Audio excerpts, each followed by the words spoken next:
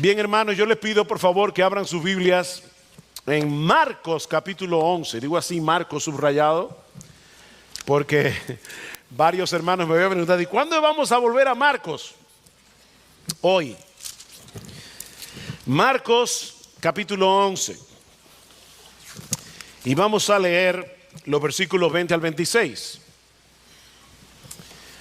Dice así la palabra del Señor: por la mañana, cuando pasaban, vieron la higuera seca desde las raíces.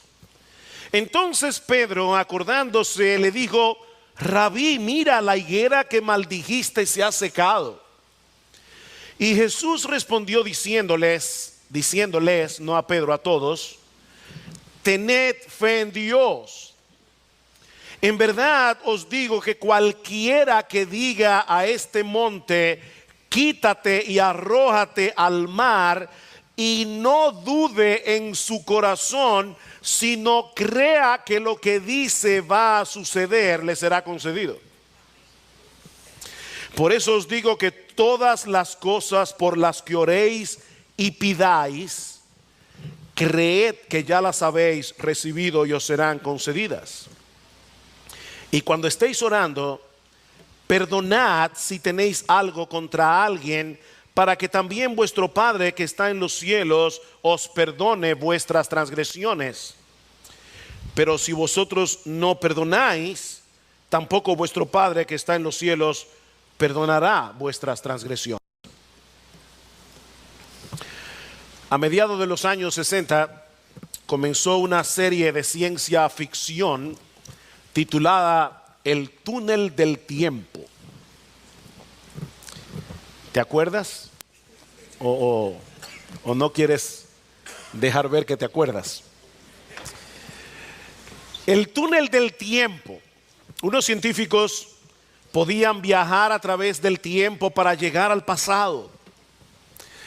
Bueno, si nosotros pudiéramos tomar ese túnel y llegar al momento en que Jesús entró en Jerusalén el domingo de Ramos, y nunca hubiéramos leído el relato de los evangelios, probablemente habríamos llegado a la conclusión de que Israel estaba experimentando un avivamiento religioso.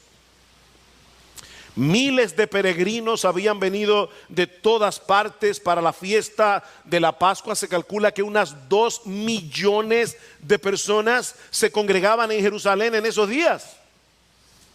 Y cuando apareció Jesús por las puertas de la ciudad, montado en un pollino de asna, recibió una bienvenida impresionante. Muchos tendían los mantos y palmas en el camino y decían a gran voz: Hosanna, bendito el que viene en el nombre del Señor, bendito el reino de nuestro padre David que viene, Hosanna en las alturas. De manera que estos judíos estaban en el lugar correcto, diciendo las palabras correctas, exaltando a la persona correcta. Todo parecía indicar que en Israel había vida espiritual, vida vibrante espiritualmente hablando. Ahora, los que han leído los evangelios saben que eso no es así. Mucha de esa gente que aclamó a Jesús el domingo de Ramos pidió a gritos el Viernes Santo que fuera crucificado, 5 días más tarde. De manera que toda esa supuesta adoración, toda esa supuesta algarabía no era más que una fachada sin sustancia. Y Cristo lo sabía. Él sabía que todas esas exclamaciones de alabanza, todo ese fervor religioso no concordaba con la realidad de sus corazones. De hecho, Lucas nos dice en el relato paralelo que en ese momento Jesús lloró sobre Jerusalén. Jesús lloró, no se alegró. Lloró sobre Jerusalén. Lloró por la incredulidad, por la dureza de corazón de su pueblo. Lloró porque él sabía lo que ellos iban a padecer por haber rechazado a su Mesías. Es en ese estado de ánimo que Jesús en la noche se retira con sus discípulos a Betania, una ciudad que quedaba a unos 3 kilómetros, probablemente para pasar la noche en casa de sus amigos Marta, María y Lázaro. Pero el lunes en la mañana regresan a Jerusalén. Y Marcos nos dice en el versículo 13 que se topan con una higuera llena de hojas. Estoy haciendo todo este recuento porque hace mucho que predicamos de este pasaje. De lejos esta higuera parecía una planta saludable, un follaje abundante, pero cuando se acercan se dan cuenta que no tiene fruto y Jesús la maldice. Vean el versículo 14. Y Jesús, hablando a la higuera, le dijo: nunca jamás coma nadie fruto de ti. Y sus discípulos lo estaban escuchando.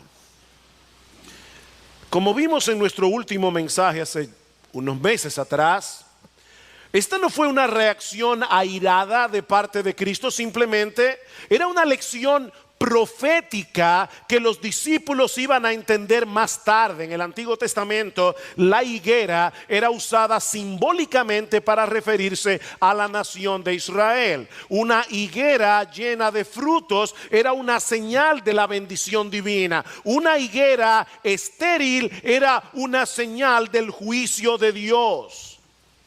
De manera, mis hermanos, que al maldecir esta higuera, Jesús estaba anunciando que el juicio de Dios era inminente. De hecho, 40 años más tarde, el templo fue destruido por completo y 60 años después, los judíos serían expulsados de Palestina y esparcidos por el mundo entero. Es en ese contexto que ocurre lo que vamos a estudiar en la mañana de hoy a partir del versículo 20. Cuando Jesús y los discípulos regresan al día siguiente, y recuerden que estamos en la semana de la pasión, la semana que celebramos hace una semana atrás. Cuando regresan al día siguiente, se topan de nuevo con la higuera que Jesús maldijo el día anterior. Dice en el versículo 20: por la mañana, cuando pasaban, vieron la higuera seca desde las raíces. Entonces Pedro, acordándose, le dijo: Rabí, mira, la higuera que maldijiste se ha secado. En el pasaje paralelo, en Mateo capítulo 21, versículo 20, dice que los discípulos le preguntaron al Señor, y esta pregunta es importante: ¿cómo es que la higuera se secó al instante? Ahora, esta pregunta no es, Señor, explícanos cuál es el proceso a través del cual un árbol de higuera se puede secar tan rápido. No, esa no es la pregunta. La pregunta es: ¿cómo es que opera ese poder? ¿Cómo es que opera ese poder para que ocurra algo tan extraordinario? Lo que debería ocurrir por meses y un largo tiempo, tú lo hiciste en un instante.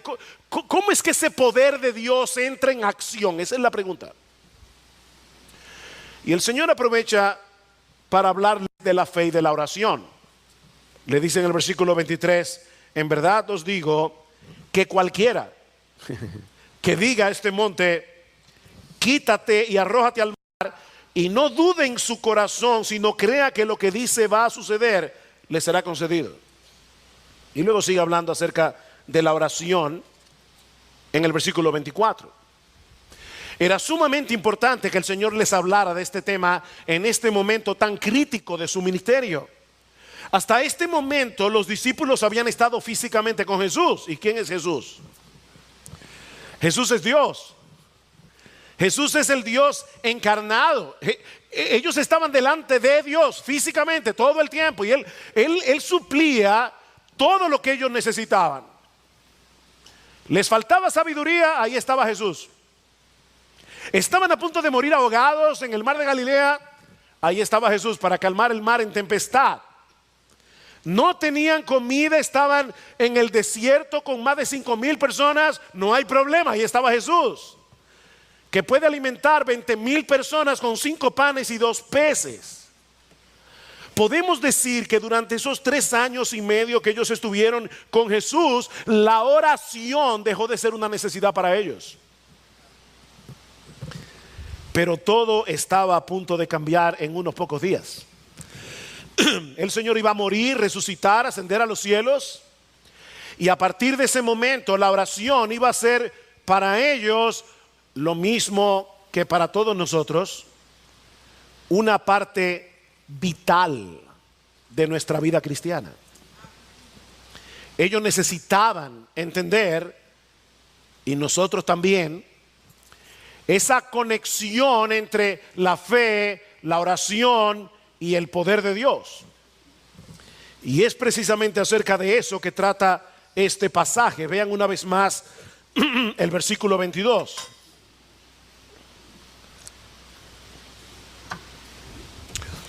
Los discípulos preguntan: ¿cómo fue que la higuera se secó? Y Jesús les responde: tened fe en Dios. Yo no sé qué es más sorprendente, si lo de la higuera o la respuesta de Jesús. Tened fe en Dios. Y ahí la clave para entender el problema de la mayoría de los judíos en el tiempo de Jesús. Ellos no tenían fe en Dios. Ellos tenían el templo, tenían los sacrificios, tenían sus fiestas religiosas que guardaban con mucho celo. Perdón. Tenían todos sus rituales, todas sus ceremonias, pero no tenían fe en Dios. Escondían su falta de fe en un manto de religiosidad. ¿Y saben qué, mis hermanos? Eso es exactamente lo mismo que ocurre en el día de hoy en muchos lugares. No tenemos que tomar el túnel del tiempo para ver una escena similar a la que vio Jesús en Israel hace 2000 años. No, tú no tienes que irte al pasado. Puedes verlo en el presente. Iglesias repletas cada domingo con personas que parecen estar experimentando un sorprendente avivamiento religioso. Si evaluamos la salud espiritual de esas iglesias por la cantidad de personas que se congregan, por las descargas emocionales que se experimentan en sus cultos, tenemos que llegar a la conclusión de que algo grandioso está ocurriendo ahí. Pero no necesariamente. No necesariamente. Una iglesia no está viva y saludable porque vaya mucha gente, o porque sus servicios de adoración sean muy emotivos. No, si Cristo y el Evangelio perdón, mis hermanos, si Cristo y el Evangelio no están siendo predicados fielmente en esas iglesias, si nosotros no vemos una transformación genuina en sus miembros, si la vida que viven sus miembros el domingo no concuerda con la que viven el lunes, eso es una fachada. Eso es una fachada. Y por favor, mis hermanos, no me malentiendan. El problema no está en el tamaño de la iglesia.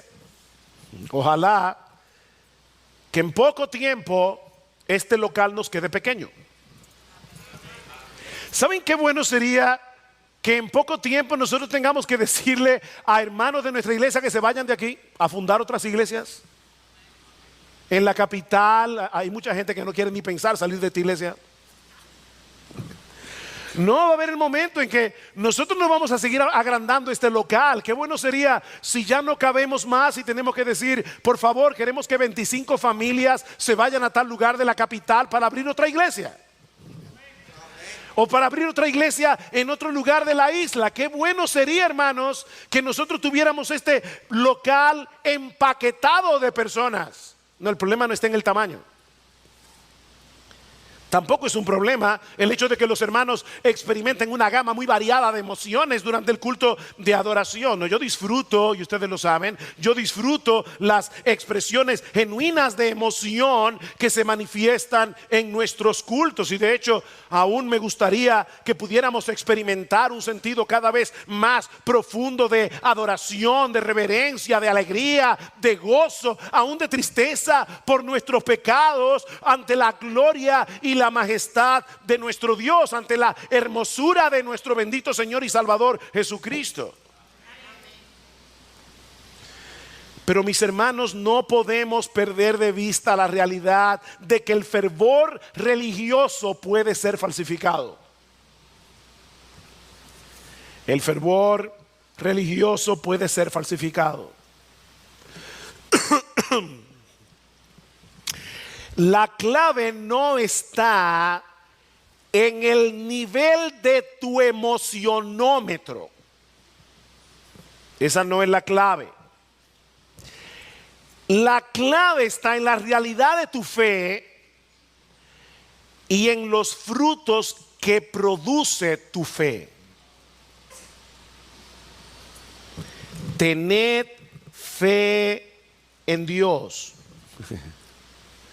¿Ustedes quieren ver el poder de Dios operando de una manera sorprendente? Tened fe en Dios.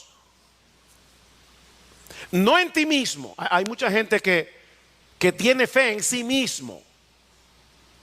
Pero la fe en Dios es exactamente lo opuesto. Es abandonar toda confianza en ti, en tu propia decencia, en tus propias capacidades, en tus propios logros, y confiar, descansar únicamente en Él. En otras palabras, mis amados hermanos, tener fe en Dios es tener fe en Dios y en nadie más. Tampoco se trata de tener fe en la fe. Y eso es un error muy común. ¿Han oído ustedes el dicho de que la fe mueve montañas? La fe mueve montañas. Piensa positivo. Como leí en una página de internet en estos días, cambia tu pensamiento y cambiarás tu realidad. Wow. Piensa positivo. La fe mueve montañas. Pero eso no es lo que Jesús está diciendo aquí. La fe no hace nada. La fe no puede hacer absolutamente nada a menos que descanse en el objeto correcto, porque la fe en sí misma por sí sola no tiene ningún poder. El poder lo tiene Dios. Por eso el Señor nos está diciendo aquí: tened fe en Dios. Tened fe en Dios. Y es interesante notar que el verbo aquí tener está en imperativo. Y ¿saben lo que eso significa? Que esto no es una sugerencia, esto no es una opción, esto es un mandamiento, es una orden. El hecho de no tener fe en Dios es una afrenta contra Él. Es un pecado no tener fe en Dios. Porque Él ha revelado a través de su creación y a través de su palabra que Él es un Dios confiable. Ahora, ¿qué significa en la práctica tener fe en Dios? Escuchen esto, hermanos, con cuidado, porque cada palabra que voy a decir importa. ¿Qué significa tener fe en Dios en la práctica? Es descansar confiadamente en su poder, en su fidelidad, en su amor y en su sabiduría. Es descansar confiadamente, voy a cambiar el orden, en su fidelidad, en su poder, en su amor y en su sabiduría. En otras palabras, es confiar en el hecho incontrovertible de que nuestro Dios es fiel a sus promesas, tiene el poder de cumplirlas, en su amor y en su bondad está inclinado a hacernos bien, y en su sabiduría Él sabe perfectamente cómo hacerlo y cuándo hacerlo. Tened fe en Dios. Es por eso que la palabra de Dios ocupa un lugar central en la fe. Creerle a Dios es creerle a su palabra. Es creer que Él va a cumplir todo lo que Él ha prometido. Una fe sin Biblia es una fe vacía. Porque la fe necesita el contenido de la revelación de Dios. Cuando tú dices creer en una persona, lo que tú estás diciendo en realidad es que tú confías en lo que Él dice y en su buena voluntad para contigo. ¿No es así? Entonces yo confío en esa persona. ¿Qué tú quieres decir con eso? Que tú confías en lo que él dice y que tú confías en su buena voluntad para contigo. Esa persona te ha demostrado que él no habla por hablar. Él te ha demostrado que él cumple lo que promete. Pues lo mismo, mis hermanos, es en el caso de Dios, solo que en un grado infinitamente mayor, porque él no solo es fiel a lo que él promete y ama a los suyos con amor eterno, sino que nada ni nadie puede impedir que él lleve a cabo lo que él decidió llevar a cabo. Porque yo puedo ser una persona honesta y puedo prometerte algo con toda sinceridad y no poder cumplirlo. Porque hay cosas que no están en mi poder, hay cosas que no están en mi control. Pero ese Dios que promete no solo es fiel, Él tiene el control de la cosa más pequeña y de la cosa más grande. Nuestro Dios es confiable. Porque Él es todopoderoso. Alzaré mis ojos a los montes. ¿De dónde vendrá mi socorro? Mi socorro viene del Señor que hizo los cielos y la tierra. De allí viene mi socorro. Ninguna cosa será imposible para Dios, le dijo Gabriel a María en Lucas capítulo 1, versículo 37. Por otra parte, la fe en Dios, la verdadera fe en Dios está íntimamente ligada a la fe en Cristo como el Salvador de los pecadores, porque esa es la gran promesa de Dios en su palabra, que hay salvación en Cristo para todo aquel que cree. Y es a partir de esa promesa, es a partir de esa salvación que todas las promesas de Dios son sí y amén para ti. Eso es lo que dice Pablo en 2 Corintios 1:20. Desconectados de Cristo, tú no tienes ningún derecho a ampararte en las promesas de Dios, pero en Cristo todas sus promesas son sí y amén. Así que tener fe en Dios es tener fe en Cristo. Cristo mismo dijo en Juan capítulo 5 versículo 23 que el que no honra al Hijo no honra al Padre que lo envió. No se puede creer en Dios sin creer en Cristo. De hecho, no creer en Cristo, dice Juan, es una afrenta contra Dios, porque tú estás haciendo a Dios mentiroso. De manera, mis hermanos, que creer en Dios es creer en su carácter, es creer en su poder, es creer en su palabra, es creer en el Evangelio. ¿Y cómo se manifiesta esa fe en la vida del creyente? Aquí viene la respuesta de Jesús. Acercándote a Él con la plena confianza de que Él es capaz de hacer lo imposible. Acercándote a Él con la plena certeza de que Él es capaz de hacer lo imposible. Versículo 23. En verdad os digo, y siempre que Jesús introduce una oración con esa cláusula, está diciendo lo que voy a decir es importante. Alguien dirá, pastor, pero todo lo que Jesús dijo es importante. Sí, pero hay algunas verdades que son más vitales que otras. Y esta es vital. Esta es una de esas enseñanzas del Señor a las que debemos prestar mucha atención. En verdad os digo, cualquiera. Wow. Cualquiera. O sea, esto no es para una élite super espiritual de la iglesia. No. Cualquiera. Te incluye a ti, mi hermano, si tú eres un cristiano. Cualquiera. Hasta yo, pastor, que soy tan débil. Cualquiera. Cualquiera que diga a este monte, quítate y arrójate al mar, y no dude en su corazón, si no crea que lo que dice va a suceder, le será concedido. Por eso les decía que la respuesta de Jesús es más sorprendente que lo de la higuera. Cualquiera. Porque el poder no está en nosotros, sino en Dios.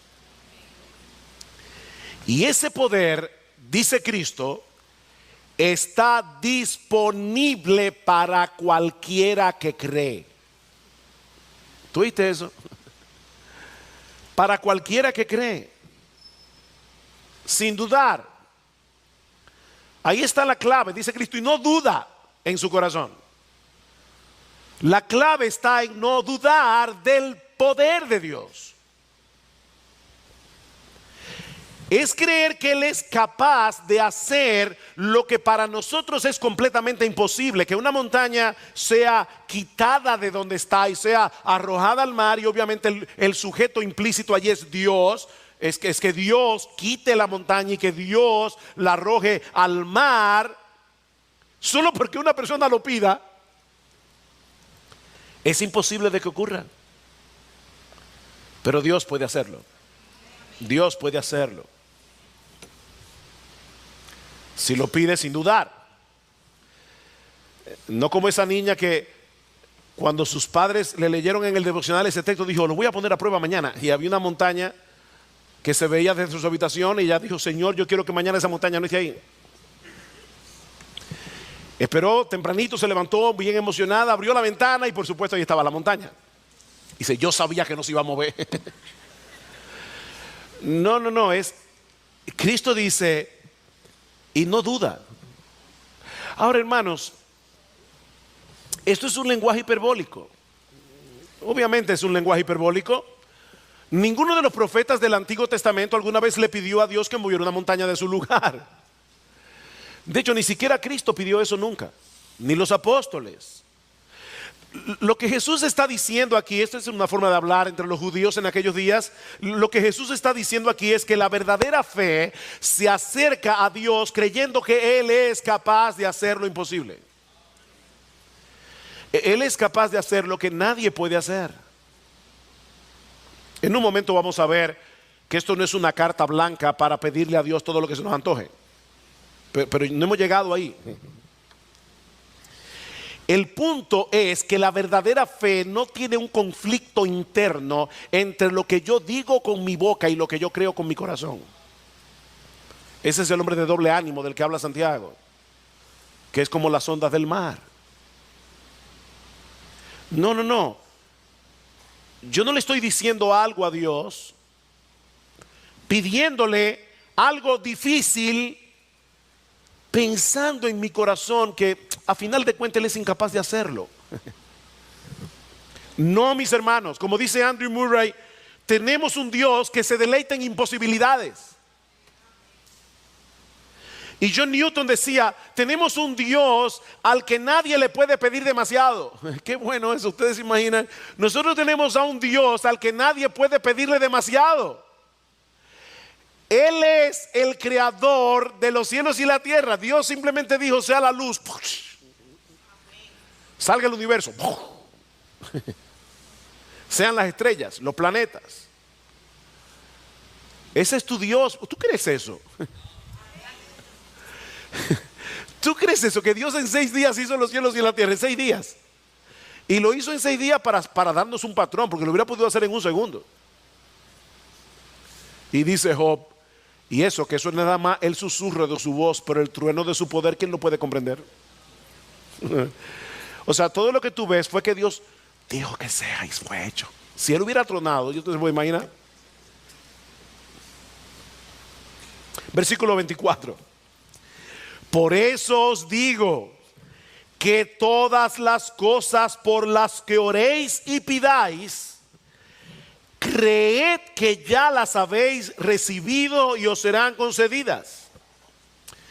El Señor está conectando aquí la fe con la oración. La verdadera fe nos mueve a orar. La verdadera fe nos mueve a venir a Dios con nuestras peticiones, confiando en su poder y confiando en su sabiduría. Es decir, no solo en que Él es capaz de hacerlo, sino que Él sabe cómo hacerlo, cuándo hacerlo, si conviene hacerlo.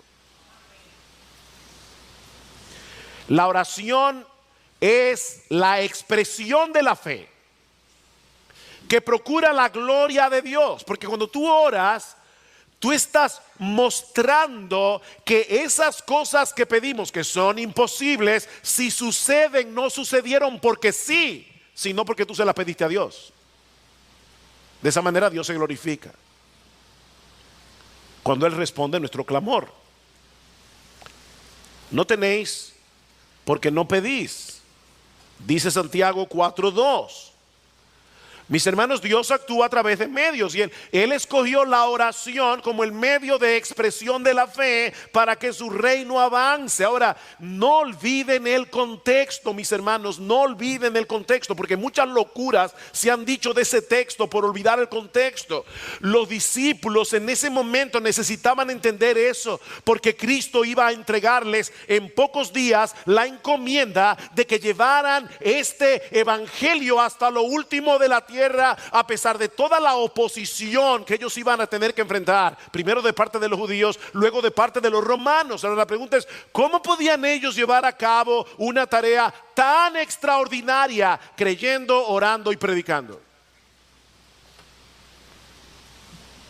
Lean el libro de los Hechos y verán que eso es lo que encontramos una y otra vez.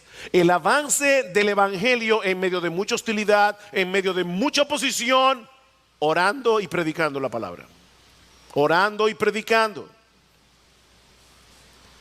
Mis hermanos, no tengan temor cuando ustedes vean el avance del secularismo. No teman por el avance del neopaganismo en nuestra sociedad. Nuestro Dios es el Dios de lo imposible. Y Él ha prometido que las puertas del Hades no prevalecerán contra la iglesia. Así que debemos orar con fe y predicar el evangelio. Orar con fe y predicar el evangelio. ¿Qué le dice Dios al Mesías en el Salmo 2? Pídeme y te daré por herencia las naciones. Ustedes se imaginan, Dios el Padre le está diciendo a Dios el Hijo en su calidad de Mesías: las naciones serán tuyas, yo te las voy a dar como herencia, pero te las voy a dar en el contexto de la oración. Pídeme. Pídeme y te daré por herencia las naciones. Mis hermanos, al final de los tiempos habrá gente de toda tribu, lengua y nación alabando al Cordero que vive por los siglos de los siglos. Pero todo eso va a ocurrir en el contexto de la oración.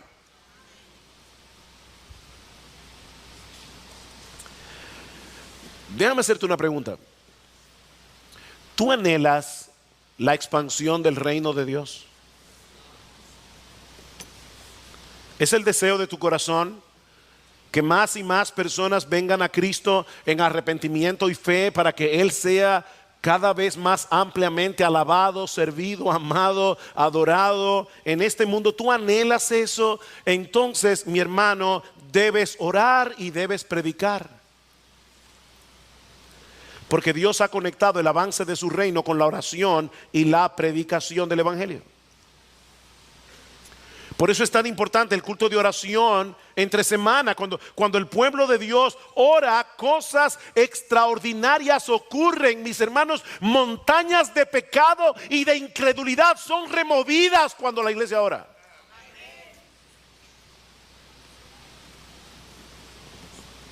Ahora es importante hacer una aclaración aquí, porque este es uno de los versículos favoritos del movimiento Proclama y Reclama,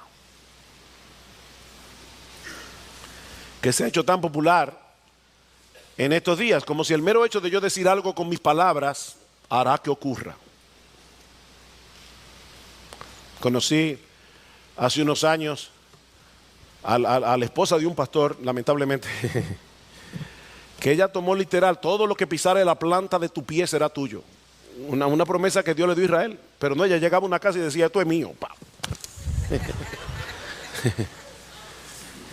Y eso me lo dijo ella, yo no estoy inventando, no es una ilustración, eso me lo dijo ella a mí.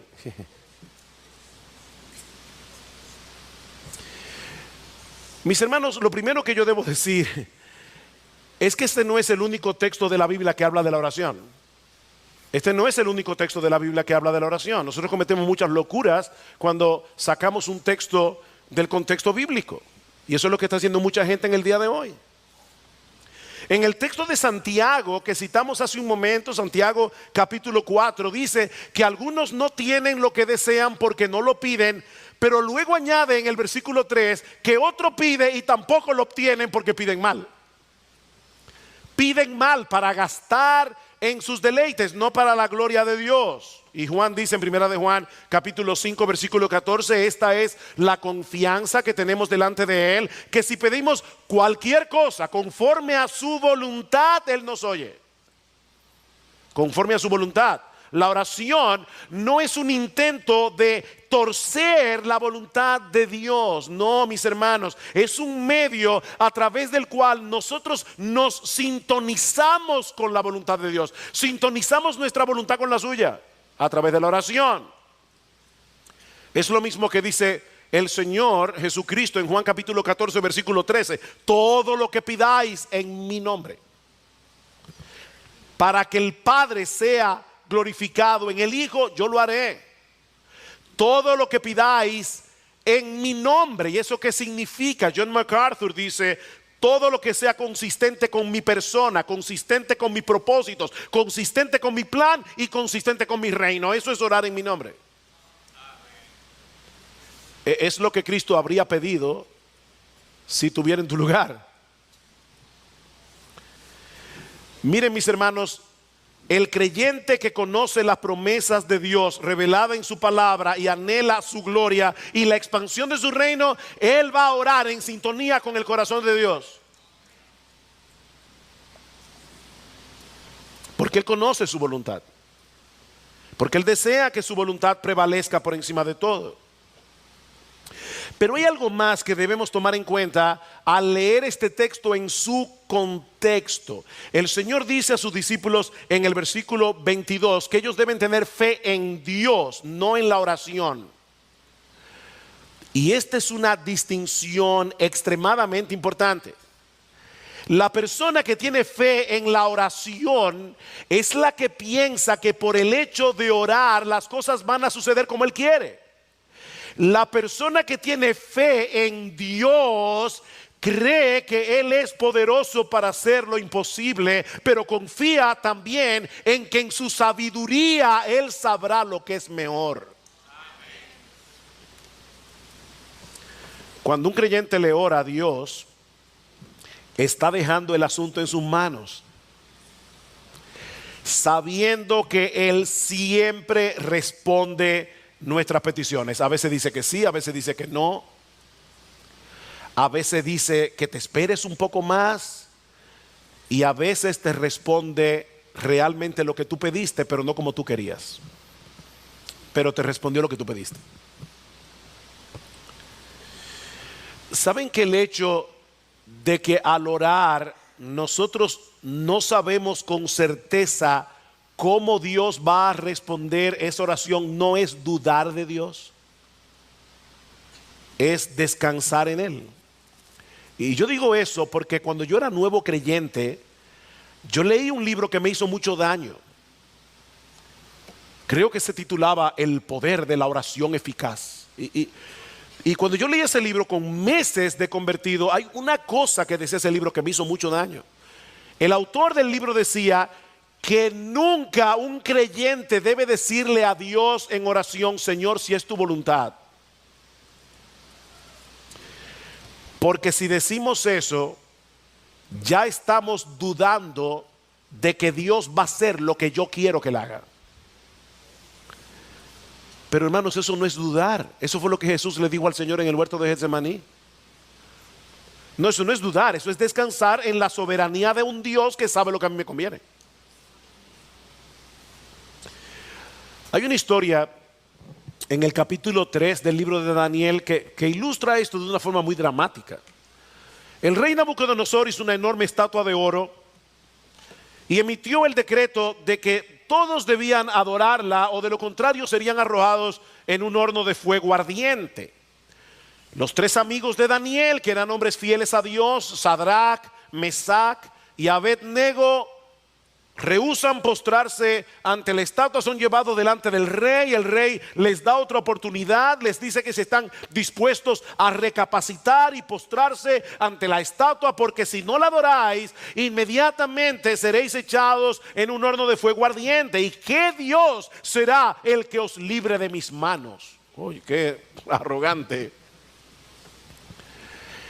¿Saben cómo le respondieron los amigos de Daniel? No necesitamos darte una respuesta acerca de este asunto.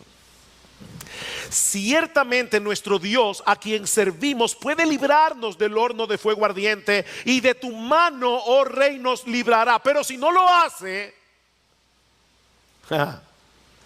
si no lo hace, has de saber, oh rey, que no serviremos a tus dioses, ni adoraremos la estatua de oro que has levantado. Fíjense, ellos creían que Dios era capaz de hacer lo imposible. Y de hecho, Dios hizo lo imposible, porque los amigos de Daniel fueron arrojados en el horno de fuego y no se quemaron. Ni una hebra de la ropa se quemó. No lían a chamuscados, nada. Así que Dios hizo lo imposible, y ellos sabían que Dios era capaz de hacer lo imposible, pero ellos tenían una buena teología del sufrimiento. Le decía a Gloria en estos días, óyeme, qué importante es tener una buena teología del sufrimiento. Ellos sabían que Dios podía tener otro plan, y ellos confiaban plenamente en la sabiduría de Dios, aunque eso le costara la vida. ¿Se dan cuenta, hermanos? Dios nunca ha prometido librar a su pueblo de las aflicciones, de las enfermedades, de los problemas. Dios no ha prometido eso. Hablaba hace unas semanas atrás con una persona que está en una de estas iglesias de reclama, proclama. Me dijo, oye, me tengo una sinusitis terrible. Yo padezco de eso también, le dije. Pero ya yo le reclamé a Dios que me quitara la sinusitis. Yo le dije, mira, déjame decirte algo, mejor ve al médico. Ora y ve al médico. Dios puede quitarte la sinusitis así, te la puede quitar. Pero Dios también lo hace a través de medios. Y el hecho de que tú lo reclames no quiere decir que ya está sana. La última vez que estuve en ese lugar, porque es fuera del país, pregunté cómo estaba ella y me dice, bastante mal. Dios no ha prometido eso. Lo que Él sí ha prometido, obviamente Dios puede sanar milagrosamente, yo no estoy negando eso. Lo que yo estoy diciendo es, Dios no ha prometido sanar milagrosamente a todo el mundo. Pero Dios sí ha prometido preservar nuestras almas en medio de la aflicción. Dios sí ha prometido preservar y fortalecer nuestra fe en medio de la aflicción. Esa es la enseñanza de Pablo en los últimos versículos de Romanos 8. Algunos leen el versículo 37, ¿verdad? Y aislado de su contexto, somos más que vencedores por medio de aquel que nos amó. ¡Wow! ¡Qué bien! Pero ¿qué es lo que ese texto dice? ¿Quién nos separará del amor de Cristo? Versículo 35, tribulación o angustia o persecución o hambre o desnudez o peligro o espada. ¿Saben qué es lo que Pablo está diciendo ahí? Que los creyentes pasan por todas esas experiencias, pero ninguna de ellas puede separarnos del amor de Cristo. Como está escrito, y ahora Pablo dice, cita el Antiguo Testamento, por causa de ti somos muertos todo el tiempo. Somos contados como ovejas de matadero. Antes, en todas esas cosas somos más que vencedores por medio de aquel que nos amó. En otras palabras, los creyentes pueden experimentar cualquiera de esas circunstancias difíciles, pero Dios preservará nuestra fe para que no nos alejemos de Él. Y lo que es todavía más precioso, Él usará todas esas dificultades para cumplir el propósito para el cual nos salvó. ¿Y cuál es ese propósito? Hacernos cada vez más conformes a la imagen de su Hijo. Hacernos como Jesús. Y hacernos como Jesús es mejor que estar sano. Claro, yo preferiría que me haga como Jesús sano. Y podemos pedirle eso a Dios. Pero Él cumplirá su propósito como a Él le parezca conveniente. Así que no podemos aislar Marcos 11 del resto de las enseñanzas de la Biblia con respecto a la oración. Imagínate una hermana con problemas matrimoniales. Su esposo es inconverso. le está dando mucha dificultad. Y ella le ora a Dios y le pide al Señor que convierta a su esposo. Pero pasan los años y el esposo no se convierte. ¿Saben cuál es el punto aquí? Que ella debe pedirle a Dios que convierta a su marido, creyendo que de verdad Dios tiene poder para convertirlo, pero creyendo también que Dios es capaz de en el interín remover las montañas de amargura, de descontento que hay en el corazón de ella por tener un esposo así. Dios es capaz de remover cualquier montaña, y Él va a remover la montaña que Él crea que tú necesitas que sea removida. Y tú le oras creyendo eso. Me fascina como lo dice Primera de Pedro capítulo 4 versículo 19. Dice: por consiguiente, los que sufren conforme a la voluntad de Dios. ¿Tú oíste eso? Los que sufren conforme a la voluntad de Dios, encomienden sus almas al fiel Creador y hagan el bien. ¿Saben que todo ese movimiento de proclama, reclama y yo no sé cuánta cosa más es sumamente peligroso? Primero, eso es casi brujería, y lo digo francamente, eso es casi brujería. Pero aparte de que casi brujería, ese movimiento crea mucha confusión y mucha frustración.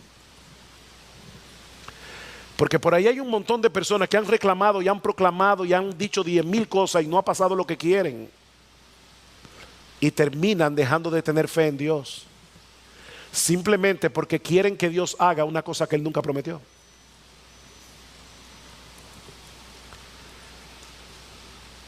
Tened fe en Dios. Tened fe en Dios.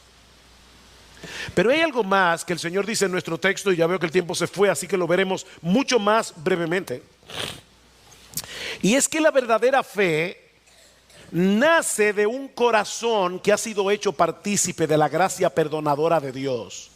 Nota lo que dice el versículo 25: y cuando estéis orando, perdonad si tenéis algo contra alguien, para que también vuestro Padre que está en los cielos os perdone vuestras transgresiones. Y ahora toma el final del Padre Nuestro y dice: pero si vosotros no perdonáis, tampoco vuestro Padre que está en los cielos perdonará vuestras transgresiones. Alguien puede pensar que el Señor está haciendo una conexión extraña aquí al introducir el tema del perdón con el tema de la oración. Pero lo cierto es que una cosa está íntimamente ligada con la otra. Aquellos que tienen fe en Dios, verdadera fe, son aquellos que han sido perdonados de todos sus pecados porque han creído en Jesús, y ahora pueden acercarse al Padre con toda confianza en oración. Dios, el Hijo, ha enviado el Espíritu suyo a nuestro corazón para que podamos clamar con confianza: Abba, Padre. Así que la oración del creyente no es ir a una maquinita de refresco, entrar la moneda, darle al botón y sale lo que tú quieres. No, la oración es una relación personal con Dios. La oración es la expresión de un corazón que quiere estar cerca de Dios. Mis hermanos, la razón por la que la oración es tan importante es porque fortalece esa relación filial con nuestro Padre que está en los cielos. Él no necesita que oremos, pero Él nos manda que oremos, entre otras razones, para desarrollar una relación cada vez más íntima con Él. Ahora, ¿qué sentido tiene orar a nuestro Padre cuando tenemos un corazón que rehúsa perdonar a otros? En vez de pedir por cualquier otra cosa, ¿tú sabes lo que tú deberías pedirle a Dios? Que te dé un corazón perdonador. No te acerques a pedirle otra cosa. Pídele a Dios que te dé un corazón perdonador para que tú puedas conceder de pura gracia el perdón que Él te otorgó a ti de pura gracia. Si tú no quieres perdonar las ofensas de otros, tampoco serás perdonado por tu Padre. y tu relación filial con Él será distante. Mis hermanos, eso no quiere decir que vas a perder tu salvación. Lo que el Señor está diciendo aquí es que ese pecado de falta de perdón es un estorbo en tu relación con Dios, y por lo tanto tu oración es un acto contradictorio. Tu oración es un acto contradictorio, porque supuestamente te estás acercando a Dios en oración, pero lo cierto es que paternalmente hablando Él está lejos de ti por tu falta de perdón. Hay un problema que tú tienes con Dios que tú no has solucionado, y por lo tanto hay un estorbo con Dios. Perdona entonces para que puedas ser perdonado y vuelvas a disfrutar de una relación íntima y deleitosa con tu Padre Celestial. He ahí la conexión. Ahora, es importante advertir aquí que un pecado constante de falta de perdón puede ser un síntoma que revele que tú vas camino al infierno. Sí, tú oíste bien. Un corazón que consistentemente rehúsa perdonar es un corazón no creyente. Mi amigo, si tu vida se caracteriza por la falta de perdón a otros, no te engañes a ti mismo creyendo que vas camino al cielo. El que no ama a su hermano a quien ha visto, ¿cómo puede amar a Dios a quien no ha visto? Dice el apóstol Juan. ¿Qué hemos aprendido hoy? Que todo lo que se requiere para ver el poder de Dios en acción es tener fe, verdadera fe. Una fe que descansa en el hecho de que Él es fiel a sus promesas. Una fe que descansa en el hecho de que Él tiene el poder para cumplirlas. Una fe que descansa en su amor y en su bondad, por lo cual Él está inclinado a hacernos bien. Una fe que descansa en su sabiduría para entender que Él sabe perfectamente cómo hacerlo y cuándo hacerlo. Pero sobre todas las cosas es una fe que descansa en Cristo para el perdón de todos nuestros pecados, porque esa es la gran promesa de Dios en su palabra, que en Él es justificado todo aquel que cree. Esa es la promesa que abre la puerta para todas las otras promesas. Y ahora yo te pregunto, ¿tú tienes esa clase de fe? ¿Tú tienes esa clase de fe? No fe en ti mismo, no fe en la fe, no fe en la oración. Tú tienes fe en Dios, fe en su palabra, fe en sus promesas, fe en su poder, fe en su fidelidad, fe en su sabiduría, fe en su Hijo. Porque si no es así, mi amigo, yo te invito en esta mañana a que vengas humillado delante de Él y le ruegues en oración que te concede esa fe. Que te concede esa fe. Confiesa tu pecado de incredulidad y pídele a Dios que cambie tu corazón incrédulo por un corazón creyente. Él puede hacer eso. Él puede hacer eso. Mi amigo, deja de confiar en ti mismo, confía únicamente en Cristo y en su obra de salvación, y Él removerá en este mismo instante la montaña de pecados que te separan de Él. Ven a Cristo. Ven a Cristo creyendo que Dios es fiel a su promesa de que todo aquel que cree en su Hijo tiene vida eterna y serás salvo, porque Él es un Dios que no miente. Nuestro Dios no miente. Oh, que el Señor bendiga hoy su palabra predicada y que Él se complazca en repartir abundantemente hoy en este lugar arrepentimiento y fe. Que Él reparta abundantemente.